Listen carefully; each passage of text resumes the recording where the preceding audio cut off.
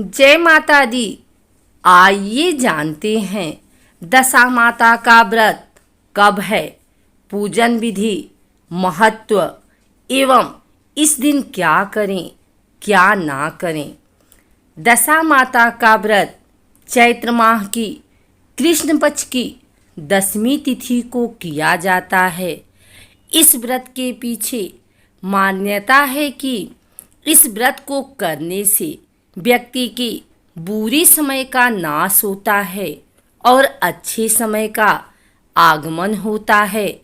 सभी को ज्ञात है कि यदि किसी की दशा अच्छी हो तो उसके जीवन में सभी दिन बड़े खुशी के साथ बीतते हैं, लेकिन वही यदि किसी की दशा खराब होती है तो उसके हर काम में लाख अड़चने आने लगती हैं।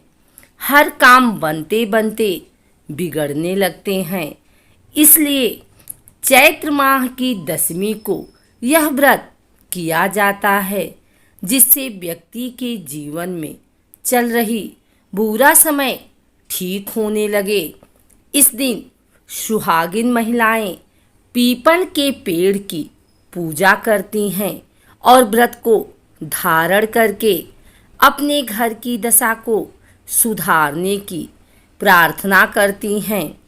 इस दिन कच्चे सूत के डोरे को 10 तार लेकर उसमें 10 गांठें बनाकर इसकी पूजा करके पूजा स्थल पर नल और दमयंती की कथा सुनी जाने का विधान है।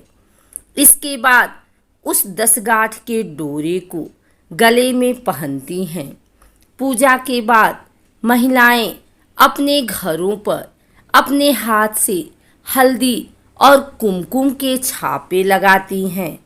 इस व्रत को जीवन भर किया जाता है।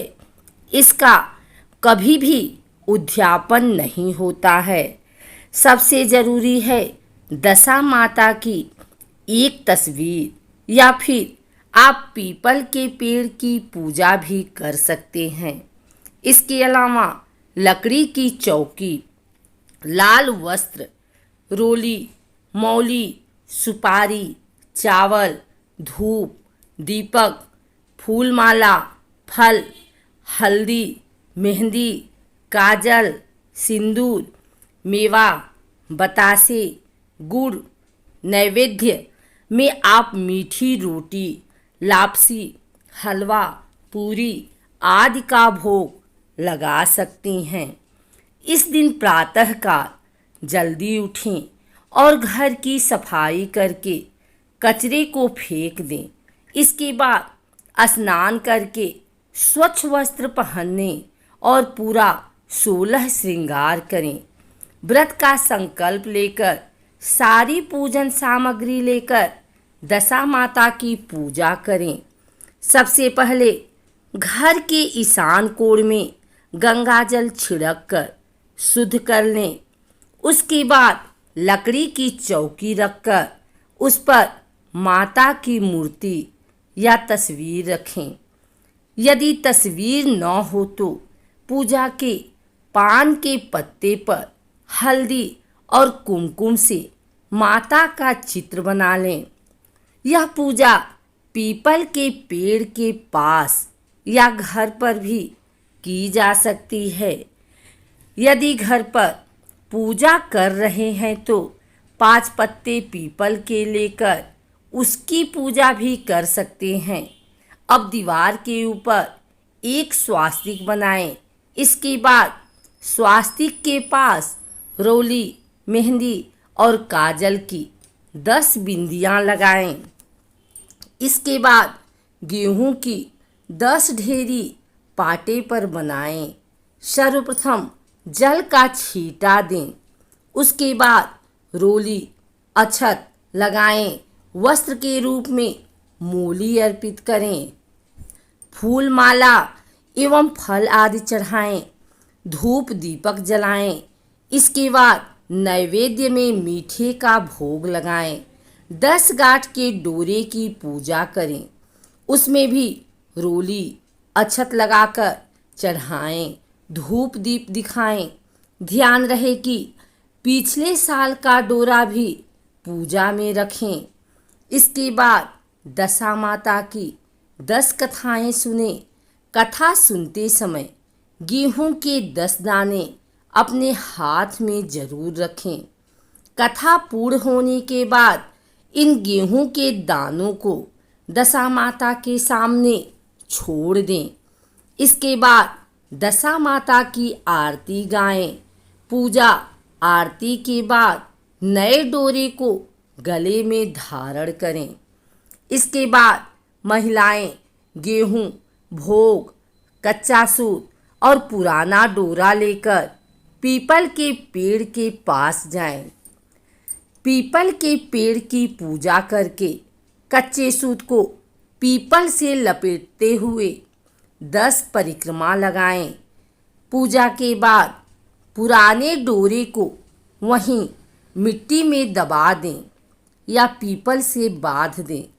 इसके बाद भोग के रूप में 10 पूड़ी, 10 चम्मच हलवा और 10 सिक्के किसी बुजुर्ग महिला या फिर ब्राह्मणी को दें। उनके पैर छूकर उनका आशीर्वाद लें। इसके बाद दशा माता की कृपा सदैव आपके घर पर बनी रहती है। कच्चा सूत या सफ़ेद धागा लें, उसे 10 तार कर लें, उसमें 10 गांठें लगा लें। इसे हल्दी से रंग लें। इसे दशा माता का डोरा कहा जाता है। इसे साल भर तक पहनना जाता है। महिलाएं नए डोरे की पूजा करके उसे गले में धारण करती हैं। इसे पूरे साल नहीं उतारते हैं और अगले साल फिर से पूजा वाले दिन पुराना उतार कर नए धागे की पूजा करके उसे धारण किया जाता है। और जो पिछले साल का डोरा होता है उसे पीपल के पेड़ के यहाँ गड्ढा करके गाड़ दें या पीपल वृक्ष से ही बांध देते हैं। यदि आप इस धागे को पूरे साल नहीं पहन सकती हैं तो इसे एक दिन पहनकर इसे उतार करके डिब्बी में बंद करके पूजा घर या फिर तिजोरी में रख दें। इस व्रत में एक ही तरह का अन्य एक ही समय में सेवन किया जाता है। भोजन में इस दिन नमक का इस्तेमाल नहीं किया जाता है। इस दिन विशेष तौर पर गेहूं का उपयोग किया जाता है। महिलाएं याद रखें कि घर का पैसा फिजूल खर्च न हो। आवश्यकता की सभी वस्तुएं एक दिन पहले ही खरीद के रख लें। दशा माता के दिन किसी को पैसा उधार न दें। साथ ही घर की कोई वस्तु भी किसी को न दें। न ही इन दिन किसी से कोई वस्तु या पैसा मांगना चाहिए। इस दिन घर की सफाई करके टूटी फूटी चीज़ें कचरा में फेंक देना चाहिए। नहीं दिन में मांस मदिरा का सेवन किया जाना चाहिए। इस दिन घर पर किसी तरह का लड़ाई झगड़ा या क्लेश नहीं करना चाहिए।